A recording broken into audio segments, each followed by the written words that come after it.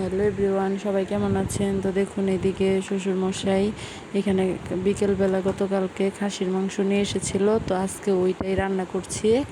এই তো সব পরিষ্কার করে ধুয়ে এখন হচ্ছে সব কিছু দিয়ে মাংসটাকে মাখিয়ে কিছুক্ষণ রেখে দিব, তাহলে আর কি ভালো মতো ভিতরে মশলাটা যাবে আর খেতেও ভালো লাগবে। তো এখানে হলুদ, লবণ, মরিচের গুঁড়া, তারপর হচ্ছে ধনের গুঁড়া, জিরার গুঁড়া, তারপর একটু টক দই সব কিছু দিয়ে আর কি মাখিয়ে নিচ্ছিলাম সামান্য পরিমাণে তেল দিয়ে। তো এরপর হচ্ছে কিছুক্ষণ মাখিয়ে রেখে দেওয়ার পরে রান্নাটা করে নিব। এখানে আদা বাটা দিয়ে দিলাম আর রসুন বাটা হচ্ছে আপনার পরে একদম তেলে দিয়ে দিব, এখানে আর দিব না। আচ্ছা, কার কার খাসির মাংস খেতে ভালো লাগে অবশ্যই কমেন্ট করে জানাবেন। আমার কিন্তু খাসির মাংসর চেয়ে মুরগির মাংসটা খেতেই বেশি ভালো লাগে। আমি অত একটা পছন্দ করি না, কিন্তু সুষমার বাবা অনেকটাই পছন্দ করে।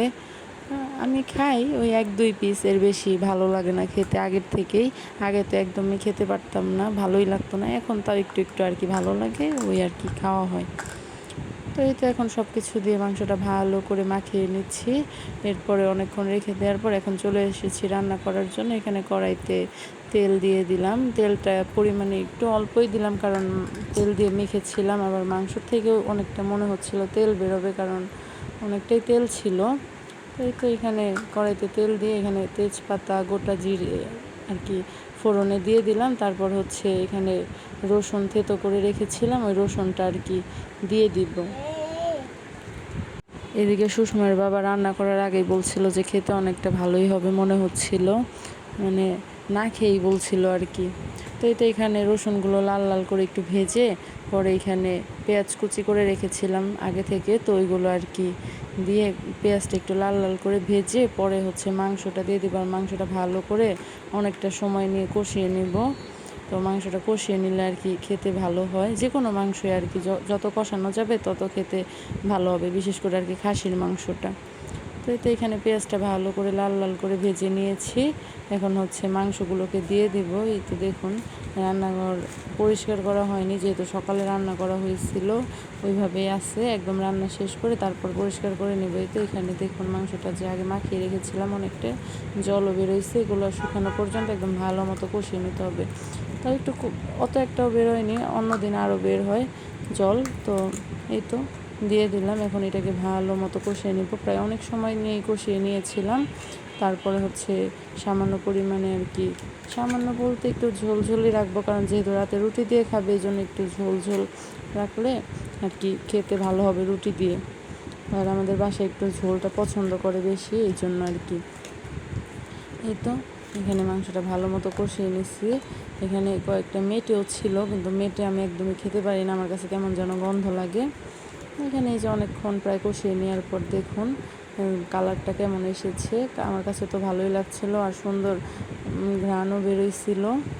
তো এইদিকে মাংসটা কষানো প্রায় কমপ্লিট হয়ে গেছে। কিছুক্ষণ কষিয়ে এখন হচ্ছে জল দিয়ে দিব। এদিকে হচ্ছে এখন চুলাতে করলা ভাজি করে নিচ্ছিলাম। আর আমার শাশুড়ি মা, উনি তো হচ্ছে করলা ভাজি খেতে খুবই পছন্দ করে, ওনার নাকি খেতে খুবই ভালো লাগে। এখানে একটা আলু দিচ্ছিলাম করলা ভাজিতে, আর এমনি হচ্ছে রান্না করে নিচ্ছিলাম। এদিকে মাংস কষানো প্রায় কমপ্লিট হয়ে এসেছে। জল গরম করে রেখেছিলাম, গরম জলটা এর মধ্যে আর কি দিয়ে দিব।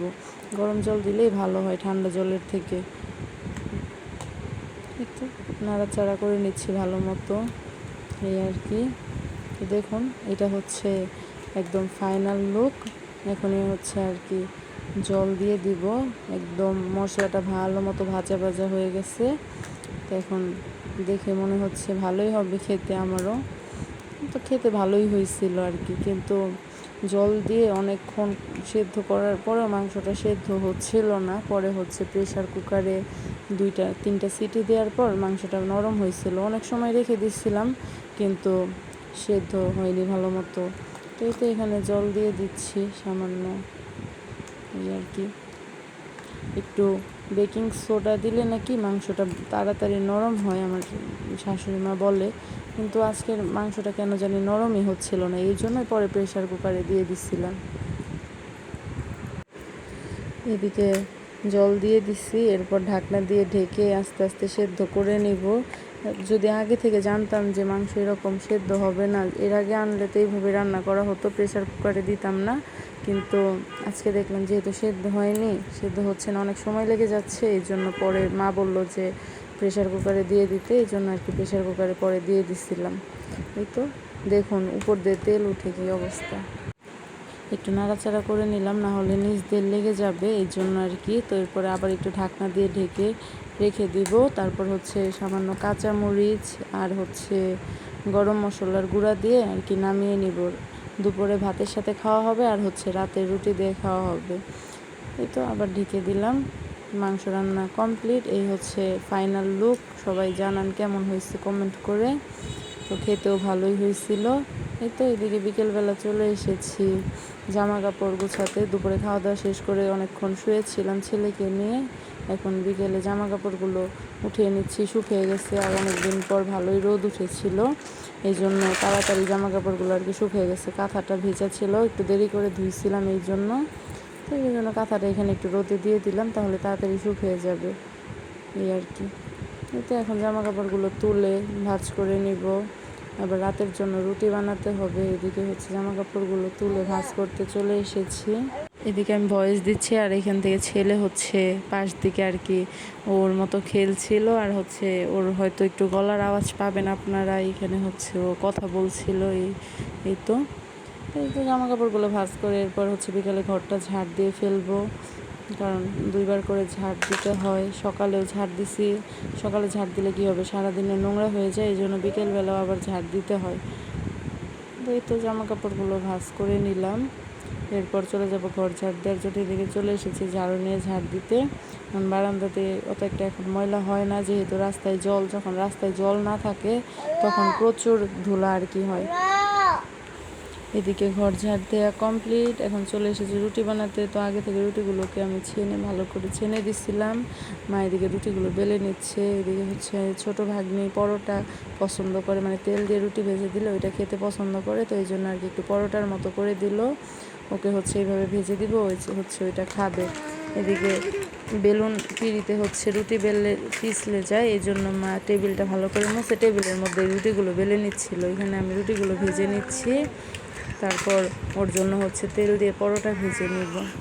আমি রুটি ভাজছিলাম আর সুষমার বাবা হচ্ছে এদিকে ভিডিও করে দিচ্ছিল, মা ওইদিকে রুটি বেলছিল, আর আমার ননাস মানে বর্দি হচ্ছে আপনার সুষময়কে রাখছিল। তো এই তো এদিকে রুটিগুলো ভাজা শেষ করে তারপর পরোটা ভেজে নিব। রুটি ভাজা প্রায় কমপ্লিট। তো এতে এখন এখানে পরোটাটা বসিয়ে দিয়েছি। দেখুন পরোটাটা হালকা একটু ছেঁকে তারপর তেল দিয়ে দিব। কী সুন্দর পরোটাগুলোটা ফুলেছে আপনারা দেখুন। তো ভালোই লাগে এইভাবে খেতে। আর সামান্য পরিমাণে তেল দিচ্ছিলাম, যেহেতু তেল অত একটা খাওয়া ভালো নয়, এই জন্য আর কি। তো এই তো পরোটা ভাজা শেষ করে এখন চলে যাব ছেলেকে খাওয়ানোর জন্য। আজকের মতো এই পর্যন্তই। ভিডিওটি ভালো লাগলে অবশ্যই পেজটিকে ফলো দিয়ে পাশেই থাকবেন, আর বেশি বেশি করে বন্ধুদের সাথে শেয়ার করবেন। তো টাটা।